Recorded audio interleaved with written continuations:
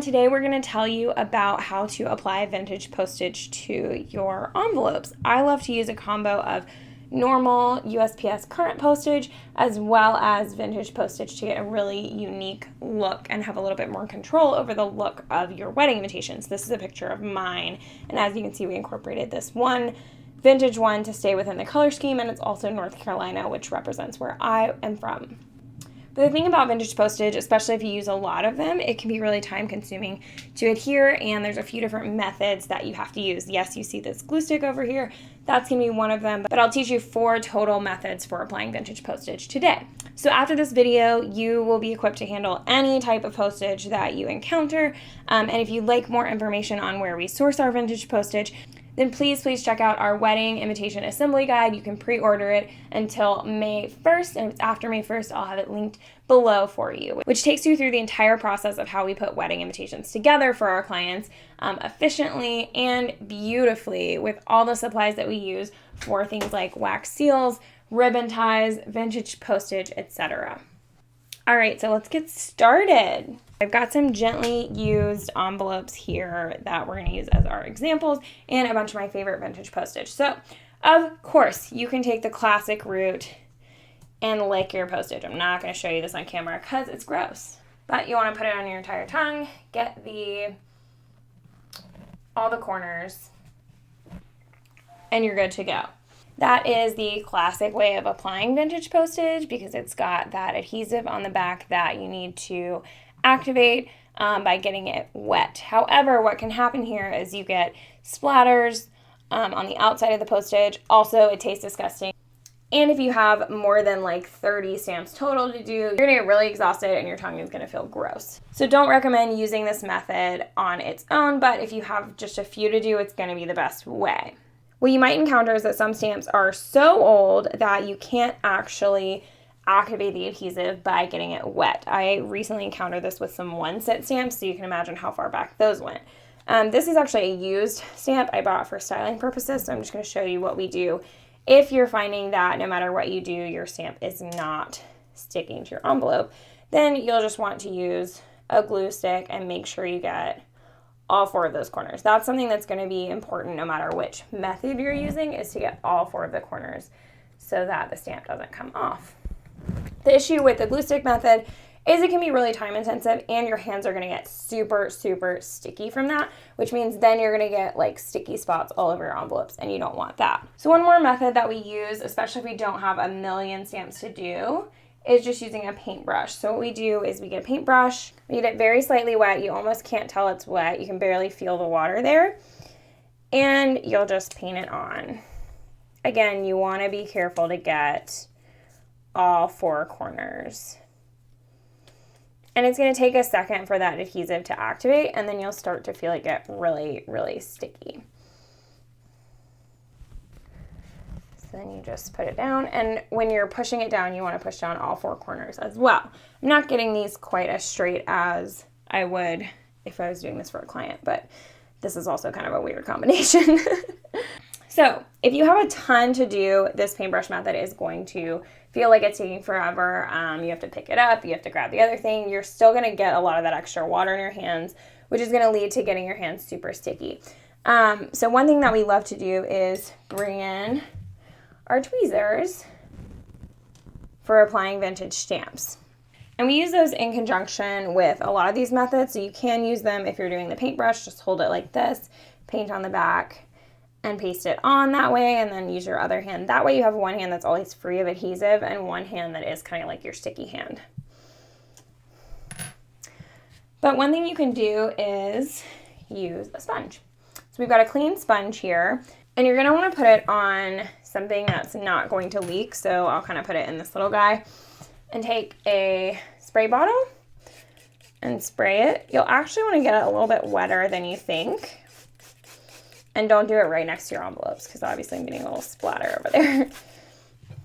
So spray that until it's a little bit nice and wet, and then what you do is you put the stamps on it. You can do a few at a time.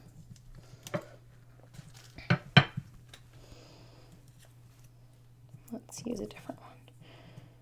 We got a lot of the same ones because those are our leftovers from old projects. And then by the time you're done with like the third or fourth one, this first one will have started to activate. So then you can use your tweezers.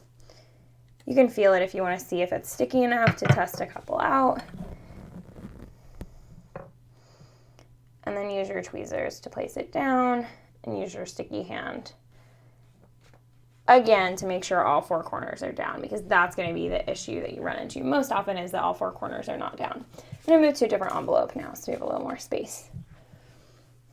So then these two should be ready to go. See, this one is one where we might want to employ licking, just because any amount of extra water on that is really coming through and saturating that stamp a little too much. The thing with the tweezers is you can move them around, and I think that this one is actually getting a little too wet, which is an issue, and you'll just find that depending on the stamps. This is 3 cents, so obviously it's a little bit older than some of these like 13-cent ones and 20-cent ones, so the adhesive is going to be a little different. And that's why I'm teaching you a bunch of ways today, because you're going to need to use all of them. Sometimes you'll find that one corner is not sticking super well. So I'll use the tweezers to pull that up. Use that wet paintbrush specifically on that corner. This is why it's really important to get those corners in the first place. Or sometimes you might even have to use the glue stick on that. So then, what do you do if you have like 600 vintage stamps to apply? This happened on a recent order. This is not going to cut it because this is 3 or 4 at a time. So you need to do something a little bit larger. So what I've got here, it's going to be hard to show it to you. It's an actual cookie sheet, baking sheet with a lip on it. And then you have a paper towel. And you basically use the same method as you did with a sponge, but you use this paper towel. So you get it super wet. I always get it wet enough such that I can see where it's sticking to the bottom of the pan. And I always spray it in the kitchen over the sink so I don't get any splatters on my actual envelopes, but I want to do this so that you can see. So once it's wet like that in the middle, you can go ahead and put your stamps on there. And you can do a ton. I mean, I was doing like 40 at a time. It depends a little bit on the stamp and the exact adhesive that you're working with. I found that one set of stamps I couldn't quite do 40 at a time, but some of the other ones I could. So you just let that get a little bit sticky and go for it the same exact way that you did with the sponge. And see, this is bent up a little bit. That's a really good sign. And with the tweezers, you can use those to position things a little bit better usually. I like to tweeze on the top. I don't think I was doing that in the previous ones, but that's what I do when I'm actually working on this for a client. And then there you go. So just to reiterate some of the methods, you can always lick it, which I'm not showing you.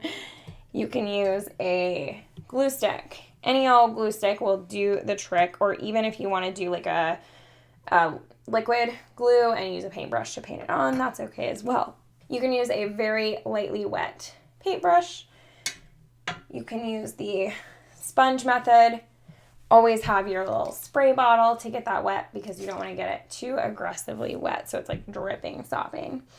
And then last but not least, the paper towel on a cookie sheet method. And no matter which method you're using, always employ the tweezers. So none of these supplies are really unique. None of them require any special brand name or anything like that. So just make sure you have some good tweezers that you like, a good spray bottle at your disposal, and then you can always clean up with the paintbrush or the glue stick for some of those edges that aren't sticking perfectly. And no matter what, always lay them out so that they're not on top of each other, because a little bit of that adhesive is going to be on the edges, and you're going to need to let that dry before you can stack them and send them out. So today we taught you a couple different methods for applying vintage stamps, but if you want to know about how we assemble all of our wedding invitations, from wax seals and vellum wraps to belly bands, silk ribbons, what we put on top, how we put everything in the envelope, and of course how we do it quickly, check out the assembly guide, which you can pre-order until May 1st. And if it's after May 1st, you can go ahead and order that directly at the link below. And make sure you give us a subscribe, a like, or comment on this video with any questions that you have about applying vintage stamps. We launch a new tutorial every Thursday, so I hope you'll subscribe, and we'll see you next week.